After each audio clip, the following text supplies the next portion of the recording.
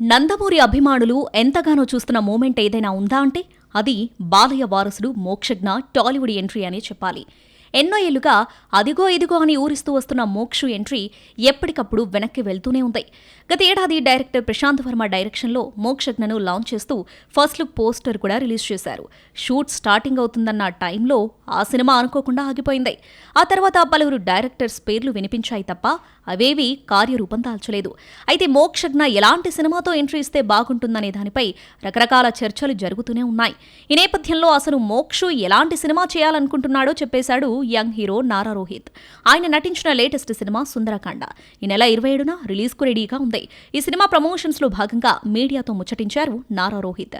ఈ సందర్భంగా మోక్షు ఎంట్రీ గురించి రోహిత్ ను మీడియా ప్రశ్నించింది. అందుకు బదులుగా రోహిత్ స్పందిస్తూ నందమూరి అభిమానులు ఎంతగానో ఎదురుచూస్తున్న మోక్షజ్ఞ సిల్వర్ స్క్రీన్ ఎంట్రీ ఏడాది చివరి నాటికి లేదా వచ్చే ఏడాది ప్రథమార్థంలో ఉంటుంది. తన తొలి సినిమా కోసం ఒక ప్రేమ కథ అయితే బాగుంటుందని, అలాంటి కథ కోసం చూస్తున్నానని మోక్షజ్ఞ నాతో చెప్పాడు అని అన్నారు. ఏదేమైనా మోక్షజ్ఞ ఎంట్రీ మాత్రం నందమూరి అభిమానులకు ఒక స్పెషల్ అనే చెప్పాలి.